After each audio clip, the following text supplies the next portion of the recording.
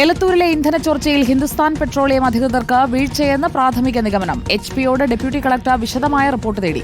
ടാങ്കിലെ diesel മുഴുവൻ ഒഴിവാക്കി ചോർച്ചയുണ്ടോ എന്ന് പരിശോധിക്കാനും നിർദ്ദേശിച്ചു. ആരോഗ്യവകുപ്പും മലിനീകരണ നിയന്ത്രണ ബോർഡും സ്ഥലത്ത് വിശദമായ പരിശോധന നടത്തി. എണ്ണ സംഭരണശാലയ്ക്ക് സ്റ്റോപ്പ് മെമ്മോ നൽകണമെന്ന് നാട്ടുകാർ ആവശ്യപ്പെട്ടു. ഇത് അടുത്ത ആഴ്ചയിൽ ഒരു ഇൻസ്പെക്ഷൻ ഇവിടെ വരാൻ പോകുന്നുണ്ട്. അപ്പോൾ അതിൻ്റെ മുന്നോടിയായിട്ട് ചെക്കിംഗ് നടത്തിയാണെന്നാണ് പറയുന്നത്. അപ്പോൾ അതിൻ്റെ 2 സ്റ്റേജുകൾ വിജയിച്ചു. 3ാമത്തെ സ്റ്റേജിൽ അത് ഫെയിലിയർ ആയിപ്പോയി. സിസ്റ്റം കംപ്ലൈൻ്റ് അവിടുത്തെ മാനേജർ ഇന്നലെ പറഞ്ഞു, ഡെപ്യൂട്ടി കളക്ടർ അടുത്ത് പറഞ്ഞത്. 10,000 ലിറ്റർ ഡീസലാണ് പുറത്തേക്ക് ഒഴുകിയതാണത്. ഇപ്പോൾ ചോർച്ചയല്ല, ഇത് ശരിക്കും ഒഴുക്കാണ്. വലിയ പുഴ പോലെ അരുവി പോലെ ഒഴുകുകയായിരുന്നു. ഇവിടെയൊക്കെ നിറച്ച് ഡീസലായിരുന്നു. ഇത് ഒന്നിപ്പോൾ ആദ്യമായിട്ടല്ല, മുമ്പും ചെറിയ ചോർച്ചകൾ ഉണ്ടായിട്ടുണ്ട്, അല്ലെങ്കിൽ ചെറിയ ഒഴുക്കുണ്ടായിട്ടുണ്ട്. ഇത്രയും ശക്തമായി ഉണ്ടാകുന്നത് ആദ്യമായിട്ടാണ്.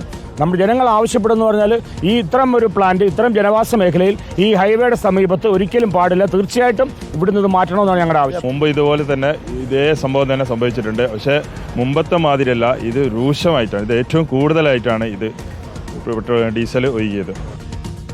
സിനോ തോമസ് നൽകും കൂടുതൽ വിവരങ്ങൾ. സിനോ തോമസ്, ചോർച്ചയുണ്ടായി പുറത്തേക്ക് വരുന്നതിലും അധികം ഡീസൽ എത്തിക്കഴിഞ്ഞിരിക്കുകയാണ്. ഈ ഇന്ധന ചോർച്ചയുടെ കാരണം കൃത്യമായി പരിശോധിക്കുകയല്ലേ? സുജയ പാർവതി, അതായത് കവിഞ്ഞൊഴുകി എന്നാണ് HPയുടെ അധികൃതർ പറഞ്ഞത്.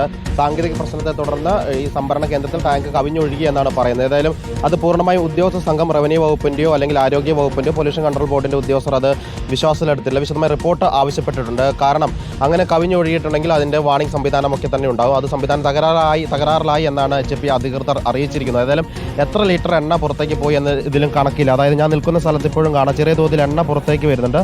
അങ്ങനെ പുറത്തേക്ക് വരുന്ന ഡീസൽ പമ്പ് ചെയ്ത് മാറ്റുന്ന ജോലികൾ ഇപ്പോഴും തുടരുന്നുണ്ട്. വലിയ രീതിയിൽ ഇന്നലെ കണ്ടതുപോലെ വലിയ രീതിയിൽ എണ്ണ പുറത്തേക്ക് വരുന്നില്ല. കുറേശ്ശെ അകത്തുനിന്ന് വലിഞ്ഞ് ഈ ഓവുചാലിലേക്ക് വരുന്ന എണ്ണ പമ്പ് ഉപയോഗിച്ച് അകത്തേക്ക് തന്നെ കൊണ്ടുപോവുകയാണ് ചെയ്യുന്നത്. ഇനിയും എണ്ണ വരാനുള്ള സാധ്യതയുണ്ടെന്നാണ് നാട്ടുകാർ പറയുന്നത്.